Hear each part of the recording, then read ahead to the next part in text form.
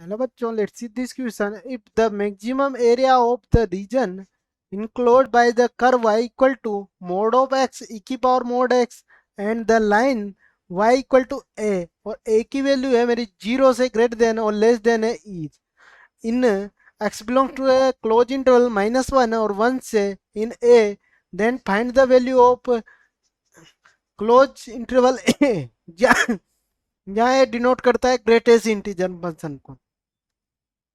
चलते हैं बच्चों सॉल्यूशन पे सॉल्यूशन के पहले मैं समझता हूँ की कंसेप्ट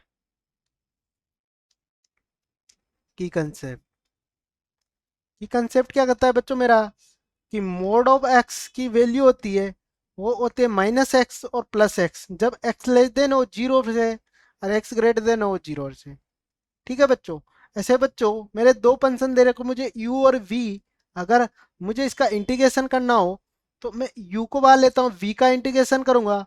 इंटीग्रेशन का sign differentiation of u integration of v dx और फिर इस पूरी टर्म्स का इंटीग्रेशन, ये होता है दो फंक्शनों का इंटीग्रेशन। अब मैं अपने क्वेश्चन पे चलूं तो मुझे क्या दे रखा है y बराबर मोड ऑफ x ई की पावर में। अगर मुझे इसे पीस वाई फंक्शन के रूप में लिखूं तो x ई की पावर x आएगा, एक आएगा -x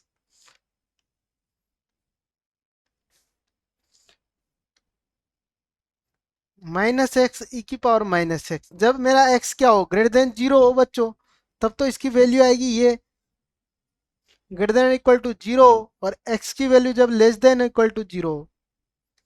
अब एरिया मैक्सिमम निकालना है मुझे तो एरिया जो मैक्सिमम कब होगा जब a की वैल्यू क्या होगी e। अगर बच्चों में देखूं एरिया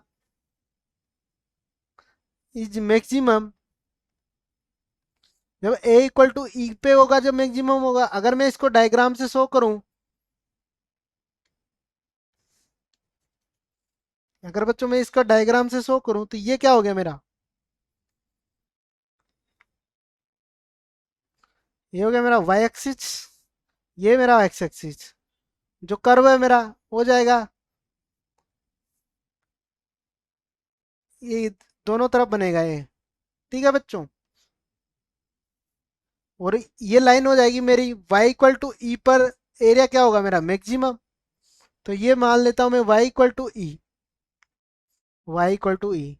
जब बच्चों मैं y इक्वल टू ई लिखूं तो मेरा फंक्शन आया y इक्वल टू एक्स ई की पावर एक्स। अब जब मैं y इक्वल टू ई लिखूं तो यहाँ से जो x की वैल्यू आएगी मेरी वो आएगी 1। तो ये पॉइंट हो गया बच्चों मेरा 1। अगर मैं यहाँ से एरिया निकालना है मुझे तो जो एरिया होगा बच्चों वो होगा ये वाला एरिया। क्योंकि ये वाई एक्स के सिमेट्रिक है तो मैं अगर एरिया को ए से डिनोट कर रखा है बच्चों तो ए इक्वल टू मेरा क्या हो जाएगा 2 टाइम्स। अगर मैं यहाँ एरिया को देखूं, एरिया क्या हो जाएगा मेरा सिमेट्रिक है तो 2 टाइम्स और लिमिट क्या आ जाएगी मेरी 0 टू 1 और ऊपर से क्या आएगा ई माइनस इसकी वैल्यू किससे आएगी उससे एक्स ई की पावर एक्स डी एक्स।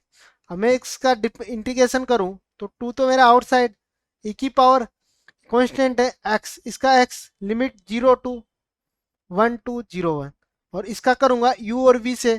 तो ये बचा इसका डिफरेंशिएशन क्या होगा, मैं अगर इसको फर्स्ट फंक्शन मानूं और इसको सेकंड मानूं तो ये क्या बन गया मेरा, ये हो गया एक्स ई की पावर एक्स का ई की पावर एक्स और 1 का डिफरेंस 1 ई की पावर एक्स का वापस ई की पावर एक्स और ये हो गया मेरा 0 टू 1। जब मैं इसको आगे सिंप्लीफाई करूंगा तो होगा 2 टाइम्स ये ई, यहाँ आ गया ई और इसको अगर मैं सिंप्लीफाई करूं तो ई माइनस ई, एक तो ये बनेगा माइनस और यहाँ से जब 0 रखूंगा बच्चों ये 0 और ये क्या हो गया 2 टाइम्स ई की पावर। जब मैं 1 रखूंगा इसमें तो ये तो गया 1 1। तो इसको अगर मैं सिंप्लीफाई करूं आगे तो ये मेरी टर्म बचेगी, सिंप्लीफाई करने पर ये बचेगा 2 ई